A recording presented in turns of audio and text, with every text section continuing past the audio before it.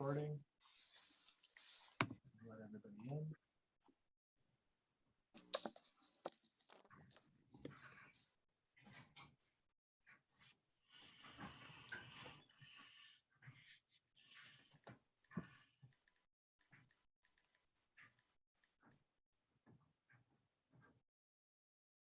Good afternoon, everyone. How are you? Good. I don't have a very many updates, but I'll run through those really quickly, turn it over to Director Bond for an update on nursing homes. And then Dr. Dalal and Director Bond want to give a somewhat high-level strategy brief presentation to give you an idea of what we're thinking of the coming, where we're at of the coming days. So we're at 859 confirmed cases right now and 23 fatalities. That's a jump from yesterday. Fire department has 14 positives. Police department is still at 6 positives. Fire department has 29 individuals out, and the police department has 19 officers out. And the fire department has 21 people at UNH. Police department has 3 people at UNH.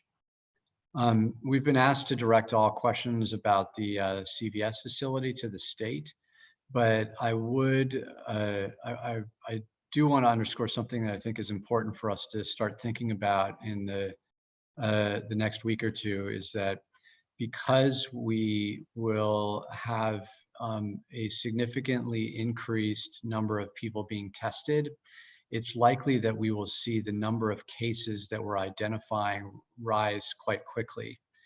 That isn't a necessary indicator that the virus is spreading more or less. It's actually hard for us to know exactly, given those additional data, what the virus is actually doing. But I wanted to warn the press that you're likely to see increased numbers of positive cases simply because of the fact that we'll be testing more people and identifying more people that already have the virus. Why don't I hand it over to Director Bond, who can give an update on nursing homes. You're on mute. Good afternoon. So today for nursing homes, we have, for the Grimes, we had a slight change from what I reported yesterday. We went from 55 to 54. For Mary Wade, we have some residential, we have about 26 and also 7 staff. We have a combination at Regal Care of 17.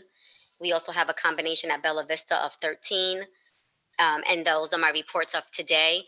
After today's briefing regarding nursing homes, I will transition into once a week to provide updates regarding those numbers because they slightly change from day to day. And just to be clear, Director Bond, when you say a combination, you mean a combination of staff members and residents, that we do not have full data of that combination, who is staff and who is residents, correct? Correct. Okay. So why don't I hand it over to Dr. Dalal, and then we can open it up to questions afterwards.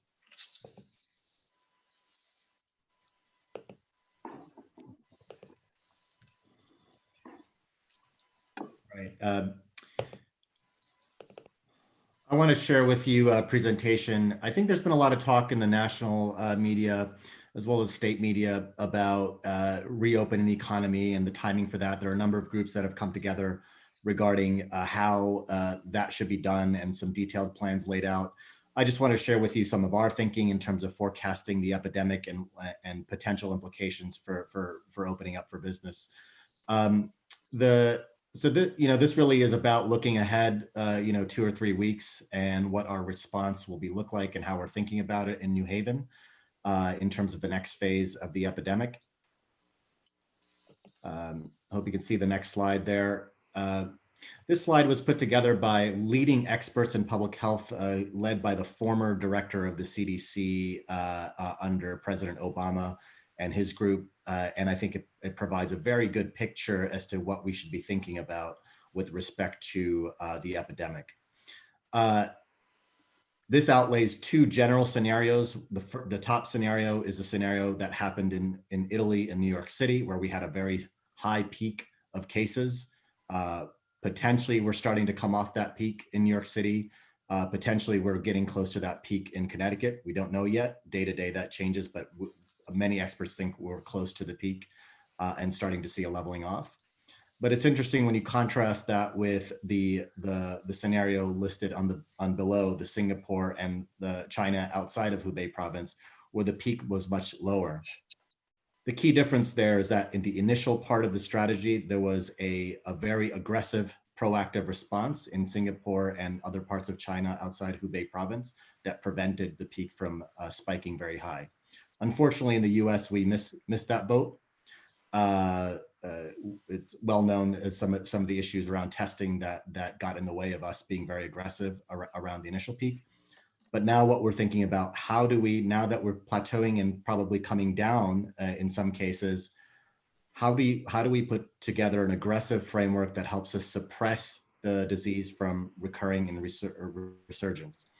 This is a substantial area among public health officials, is that if we do the loosening up of the restrictions and the opening up the economy the wrong way, you'll end up with a resurgence and back where we started with respect to our response.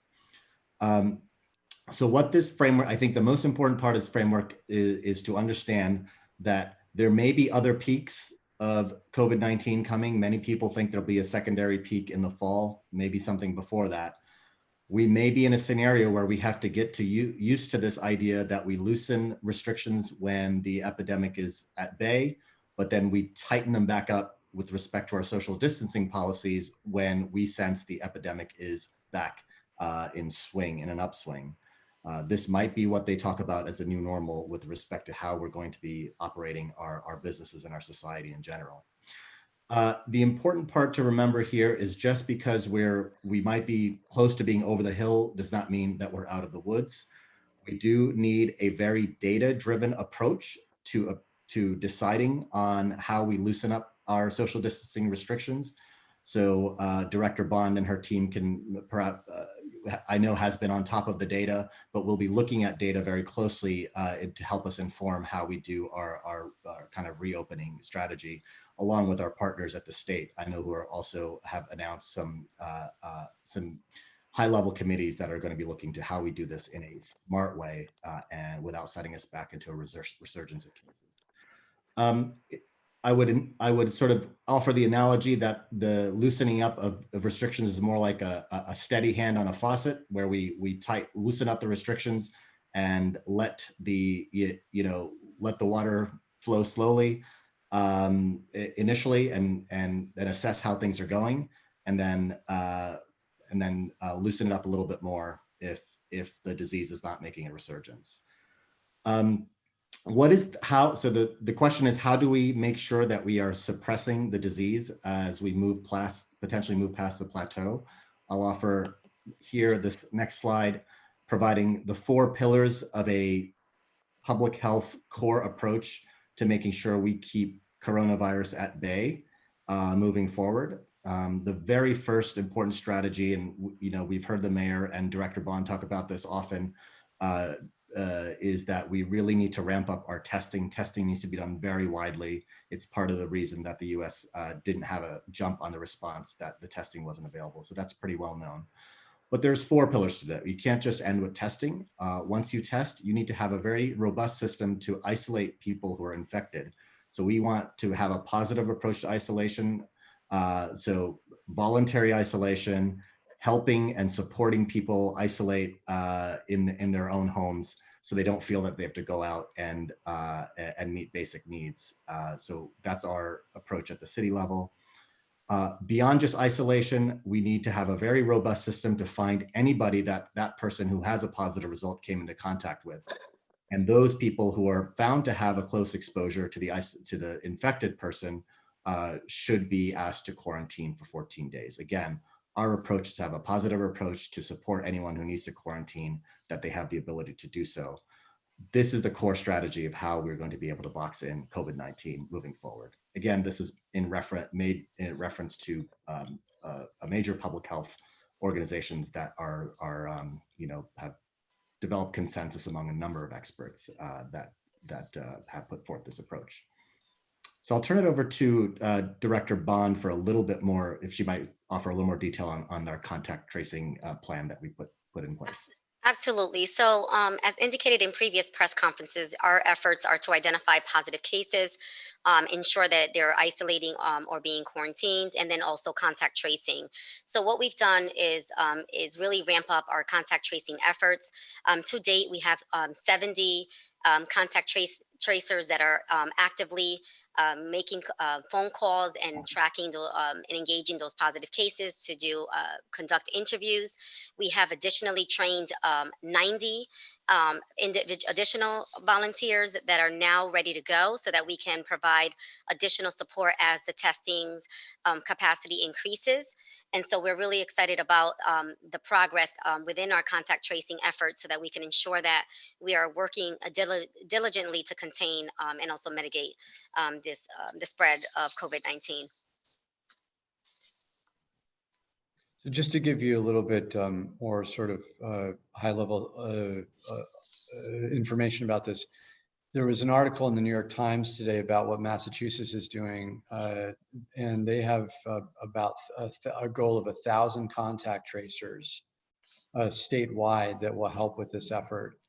And just to give an example, if I were to contract COVID-19 and there weren't as many cases now, and we wanted to make sure that as we try to open up society, we clamp down on any potential outbreak, I would get tested very quickly and get the results very quickly. If I were positive, then the contact tracer, whoever that may be, whether that's someone under our health department or run by a statewide initiative, would call me, get my information about where I've been in the last 14 days and who I might have had interactions with, do an assessment of those individuals and whether or not they had enough interaction and the type of interaction with me as to whether they might be at risk of having contracted COVID-19 as well. And if that assessment indicates that they are at high risk, then they also would be asked to self-isolate. And so very quickly, if the system is, the testing system is, and turnaround is done quickly, if the contact tracer reaches out to individuals that may be exposed quickly, and those individuals self-isolate quickly, then the scope of the outbreak is much more, is likely to be much smaller. And so by our preparing for that kind of response, it will allow us down the road to open up with less potential for a large outbreak. We're excited to see what Massachusetts is doing. We're working to do our part in New Haven on this and are hopeful that the rest of the nation and other entities in the state also do similar efforts to make sure that what we can accomplish, what we all want to accomplish, which is eventually open up, but we've got to do that in a smart way that keeps people safe. So why don't I open it up to questions from folks? Go ahead, Shayna. I can't see if any of the chiefs from the fire department or the police department are on this call, but I guess I could start with you, Mayor Elicker. You gave an update on the numbers of first responders that have been impacted by COVID-19. And of course, with that, I'm imagining there have been some adjustments to how first responders do their job in the city. Can you, if you can speak to that, can you kind of tell me what changes, if any, have happened as far as how officers do their job given the circumstances? I can give you some information. Neither chief is on the call today, but I can give you some information. And to be honest, we're quite pleased that in general, the numbers of firefighters and police officers that have contracted COVID-19 is relatively low. If you'll notice, that number in the last week or so has not risen significantly. Yesterday, firefighters had 13 positives. Today, they have 14. Police have plateaued at 6 for quite some time. There's a number of things that both chiefs have done to reduce the likelihood of exposure. For example, typically police will respond to medical calls in addition to our fire department responding to medical calls. But generally, unless there is a specific reason, police no longer respond to medical calls. unless they're asked after the fire department arrives for assistance, or unless the call that comes in may indicate that a police officer will be important to have there. And so that reduces police officers' likely exposure to COVID-19. Police officers are not traveling together in the same vehicle anymore. And so if one gets it, they're not likely to expose another or risk having another, even if they're negative, out until they have to get their test done. The fire department has issued additional protocols where, because our health department has information on addresses of people that have tested positive, and share that information with the fire department before the fire department may respond to a call. They know if there's a potential risk to the fire department of COVID-19. And so they won't go into the building without making sure that they contact, unless there's obviously a fire or something major, but usually we respond to medical calls until they contact the individual inside and get more information on what's going on. And those are just a few examples of ways that we're trying to reduce the exposure. And frankly, we've been quite happy that the numbers initially were going up pretty significantly, but in the last week or two, they've been much more leveled out. All right. Thank you, Mayor. You're welcome. I saw Tom with his hand up. Yes, thank you, everyone. And thank you for that presentation, Dr. Dalal and Director Bond. I want to start with that presentation. Dr. Dalal, the 4 pillars of the city strategy for the next couple of weeks, from testing to isolation to quarantining, all strike me as requiring a pretty significant just government capacity. I know right now the city and the state are helping put up a lot of homeless people in hotels, and there's a lot of scrambling trying to figure out how to make as many tests available as possible. And then it sounds like Director Bond has a small army of volunteers. I can't imagine that the city wants to rely on volunteers, however well-meaning, for so long. Do you all feel like the city has adequate capacity to execute the kind of plan that you're outlining? And if not, how do you make this happen? Yeah, I can start with that. I think, you know, for the short term, we do have the current capacity to carry out the plan. Again, thankfully, we have anticipated that with more testing coming online to increase our contact tracer capacity. I think even in the past week, we've gone from a capacity of 50 volunteers to, I think Director Bond mentioned, almost 120. Oh, okay, great. So we're on top of that. Oh, sorry, 160. Okay. We do agree that we do need substantial capacity in the government level to make this happen. So that's why we're collaborating with our partners in the state regarding specific populations. You mentioned the homeless population. So again, we're not doing this alone. We're doing it in collaboration with the state and understanding what resources they may have to bear to help with this effort. But we also want to, you know, be very aggressive where we can be from a municipal level, and hopefully, you know, the state sometimes, you know, follows what we're doing here. So we're hoping that's the case here as well. Yeah, I just want to add to that. We also have 15 public health nurses doing contact tracing. So those are full-time staff that are also in conjunction to the 160 volunteers that I just mentioned. And so we do have some internal infrastructure in place. And in addition to Dr. Dalal mentioning, the Department of Public Health are currently assessing the ability to launch a statewide contact tracing effort. And so they're having preliminary conversations around that, and we provided information as a city on some of the efforts that we've been doing as they were collecting and doing assessments around the state. I think I know that you asked Dr. Dalal and Director Bond, Tom, but just to add to that, so first of all, clarifying point, the volunteers are not working full time. And so, you know, some of them are doing a lot of hours, others are not, which is why it's important to have a lot of volunteers. There's so many people that have reached out trying to find ways to help. And the requirements for a contact tracer is some medical background, so that they can ask the right questions and use some analytical skills. But it's not an incredible amount of medical background. So this is a really good way for us to provide volunteer opportunities to people that can actually do this from their own home because they're just using their phone. And so we anticipate that we'll continue to have people volunteering because there's so many people that want to help out, and a lot of people that may not be able to help out physically because they may be a higher risk group, for example, or they may not have a great schedule, but they can help out from time to time. I would say that I don't think any of us around the nation feel fully prepared or feel like we have all the resources to implement any of the plans that ideally we would implement. I do think that we're doing the best that we can, and that we've, with our team, set out a pretty solid framework for addressing the problem. Ultimately, with contact tracing and with testing, we can't do it as a city alone. It's got to be done on a regional basis, and we're doing our part to help out. But you just imagined someone from Cheshire that happens to live in New Haven that takes a trip to Bridgeport and goes to a party and interacts with a lot of people in Bridgeport, and then gets symptoms and tests for positive for COVID-19. That can't just be New Haven calling all these people around the state to identify and help them self-isolate. There needs to be a regional approach to this, the problem, to address it in the long run.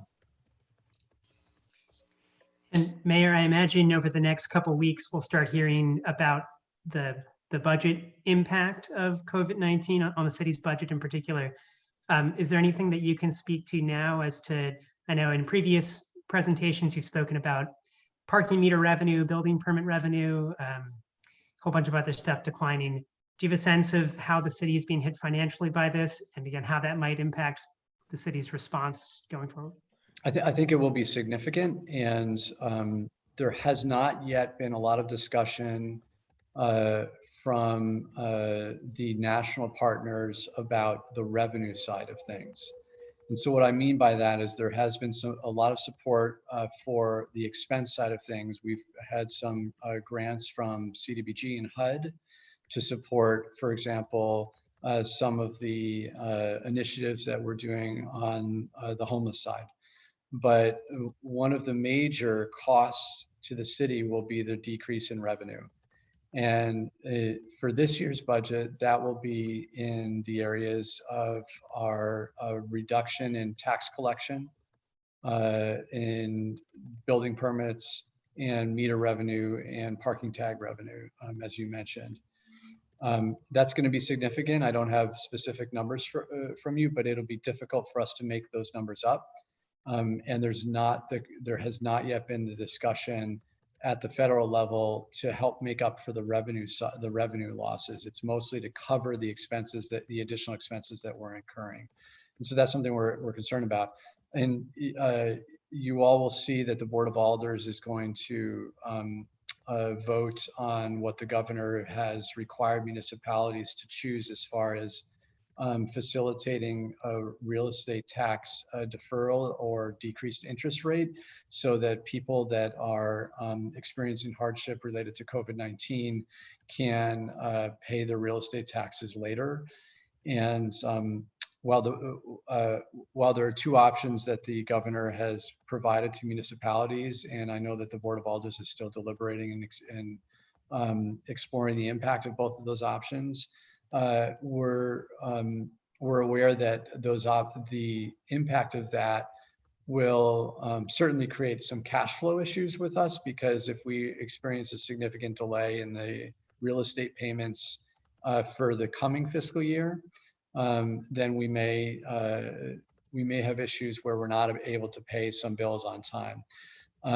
We have a plan to potentially address that. And the nice thing is that every municipality in the state is in the same boat. And so that we can all work together to potentially address a timing issue with when we will receive our real estate taxes and when some of our bills come due. One more thing, this is a long-winded answer to your question, but what we really don't know is the long-term impact on our fiscal situation. And that is related to the overall economy.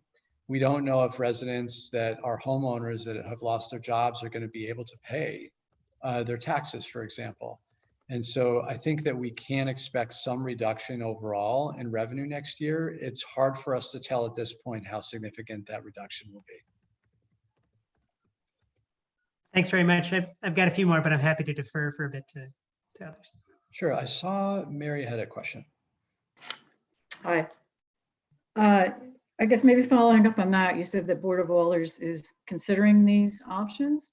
So have they been meeting in committee, or how are they considering it? Are you just talking I about leadership? defer that question to them. The governor's presented two options in one of his orders. And so you can Right. read about those, but I presume you already know about them. And ultimately, that's up to the legislative body to determine what option they go with. All right. Sometimes you're breaking up here, but in terms of them discussing it, I mean, usually these things will be discussed in public. I mean, I don't know if it's just the leadership you're talking to at this point.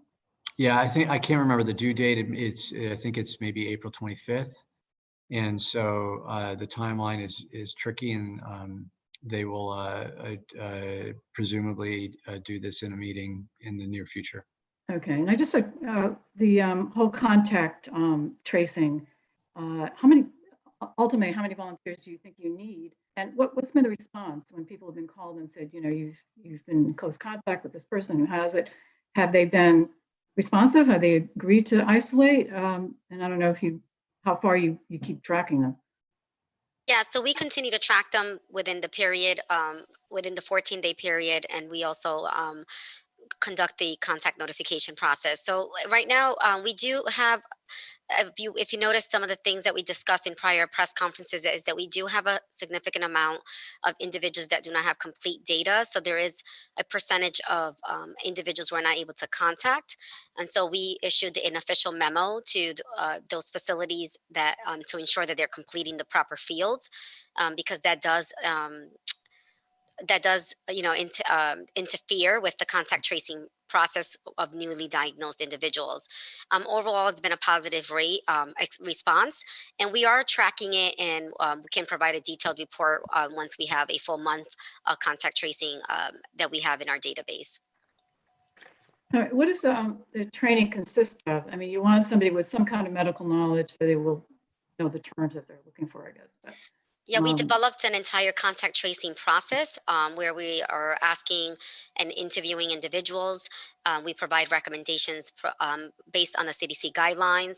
And so we developed an entire web platform where we have a script, we have an entire contact tracing interview process similar to the SARS in contact tracing form that we modified and developed to consist and correlate with COVID-19. Okay, and you did that in-house? Absolutely, with our internal team. Okay, I know some people from the public health school at Yale were doing this. Is it more than them? We have volunteers from the Yale School of Medicine, nursing program, and public health program. Okay, but beyond that, you have other individuals who've just come up. Beyond that, we have 15 public health nurses that are employed with the city. And we're going to also put out a call, the volunteer call, to get more people to sign up. Exactly. So we are in a recruitment mode now. Okay, and again, it's just not just anybody. I mean, it's somebody who needs some kind of medical knowledge. Is that what you're looking for? That is our desirable qualification, minimum qualification. All right. And again, people are being responsive. I mean, they don't say, I don't want to talk about this. You know, this is not none of your business. People are actually. Yeah, overall, people are really grateful to get a call. So it's been working really well for those that we do reach, and you know, again, we'll provide a detailed report once we gathered enough data that we can be able to formulate it into a report format. Okay, I have some more questions, but if someone else wants to ask. Let's go with Michael Bingham.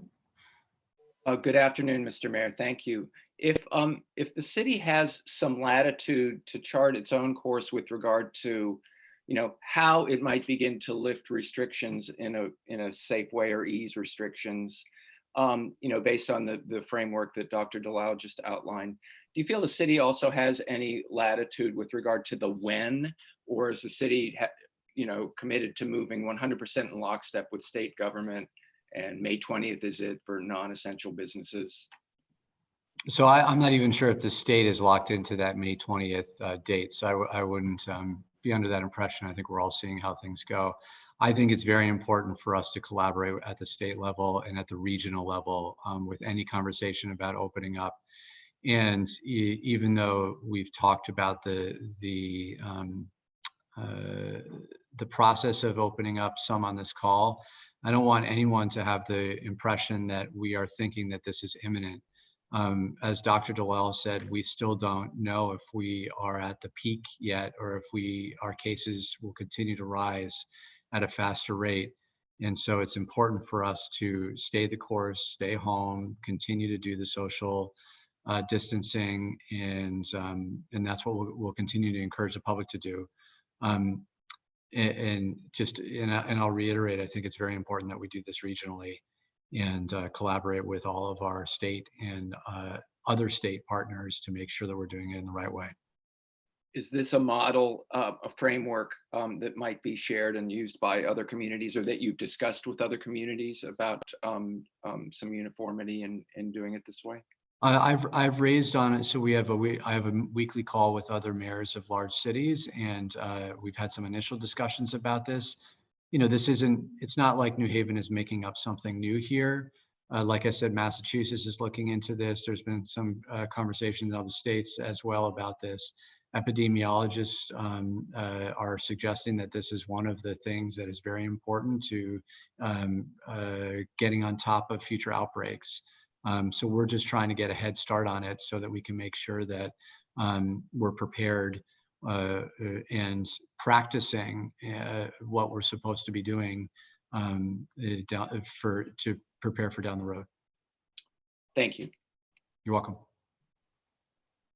So before I go back to Tom and Mary, does anyone else have any questions? Okay, I'll go to Tom. Thank you. Dr. Dalal, you said that the city will be, in keeping with that faucet metaphor, of turning on the water a little bit, assessing how it's going, and then either opening or easing or making stricter the social distancing restrictions.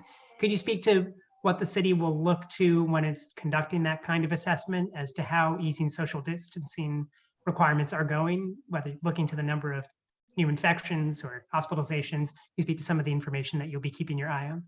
Yeah, I mean, I think a part of the principle of this is that we have to have our eyes on the virus and know exactly what it's doing. Again, our information is not necessarily as ideal as everyone would like it to be and as timely as we'd like it to be. I think our main source of information will continue to be the State Department of Public Health with respect to their verified cases, but we also obviously have our data feeds from our local partners as well. So I think we'll be looking at number of cases. We'll be continuing to monitor hospitalizations. Just because, as what the mayor mentioned, the number of cases will vary with the amount of testing that's going on. I think it's potentially a more accurate way to assess the epidemic, to looking at how many people are getting hospitalized with COVID-19. So we'll keep a very close eye on the hospitalization rate for COVID-19, even though that might not be indicative of the most present infection. Down the road, I think once we partner with our state health department colleagues, we'd like to see sort of what they do with the flu in terms of monitoring disease, which is something that's called a syndrome surveillance, which is they have a real-time monitoring of emergency room data with respect to the number of people who present with flu-like symptoms, such as fever, cough, very similar to COVID-19. So we'd be collaborating very closely with our state health department colleagues around that to see if that data source would be available for us. If Director Bond has anything to add on that. No, you covered it. Thank you. And then my last question is for you, Mayor, about what you've heard in the intervening day from the public in response to your latest executive order requiring face masks inside essential retail. And if you could explain in a sentence or two again why you feel like this order is necessary at this time. Sure. So I've actually gotten a lot of very positive comments about the order. Some people saying it's about time because a lot of people have felt that they're doing their part by wearing masks, but other people are not, and they're putting themselves at risk in a store when people are trying to get essential needs, and other individuals in the community do not wear masks. And so I've gotten a lot of positive feedback and frankly, very little negative feedback. I think that it's important to underscore and remind people that when we talk about masks, we're not talking about anything you need to buy. It can be a handkerchief or a towel that you tie around your face. It's just got to cover your nose and mouth. And the importance of wearing masks is to protect other people, so that when you sneeze or you're breathing, even though you may be asymptomatic, you might actually have COVID-19 and not know it.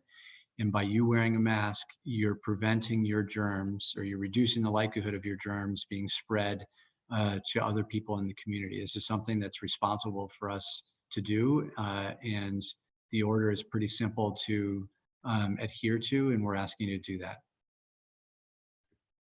Thank you very much. That's it for me. Thanks. I saw Mary had another question.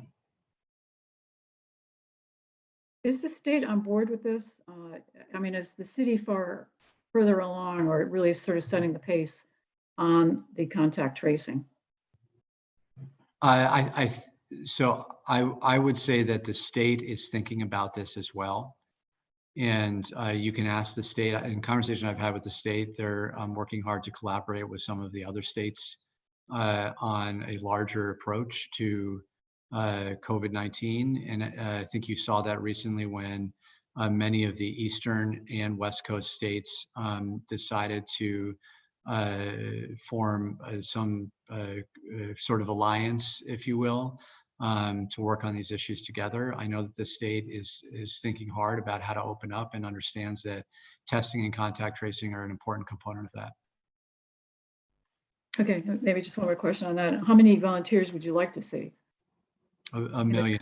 A million, okay. I'm joking. One third of the state, okay. I don't know what maybe Director Bond or Dr. Jalal, you have some sort of estimate of what's appropriate, or you don't have to give one, of course, but. Yeah, we want to recruit. We want to be able to not have a backlog. Right now, we are steady and on target. So we want to continue recruitment just to be able to have people trained and ready to go as we need them. Wow, so you've traced how many people now? There's all these people that have tested positive have been traced. As I mentioned earlier, Mary, I will provide a full detailed report in the near future. Right. But Mary, I think one thing to note that, of the 859 cases, many of those people, they were identified well over 14 days ago. And so contact tracing for those individuals doesn't have as much utility as someone who we find out about tomorrow, who is more likely to be spreading the disease to more people, and we can get on top of it much faster. And also, it's important to know that of the 859 individuals, I think I said 859, I just checked our number, and our updated number is 859. There is missing information, right? We don't have everyone's phone number. Some of the phone numbers might not be accurate. So I don't want you to report that the health department is fully doing contact tracing on all 859 people, because for a variety of reasons, we're not able to do that, or it doesn't make sense to do that. Moving forward, our ideal is that we do contact tracing with everyone. All right. I mean, the logic is if it's past 14 days that people have gone through the, the isolation and. It's called the incubation period, and so the CDC guideline says 14 days, or without any symptoms within the 72 hours, without having any non-pharmaceutical drugs. And so we followed the CDC guidelines when we developed our framework.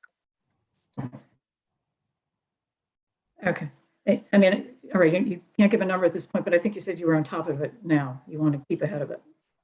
Yeah, we're ahead of it at this juncture. And in addition to what the mayor said, again, we want to emphasize that we provide daily reports, and we do have a large percentage of individuals that we're working with those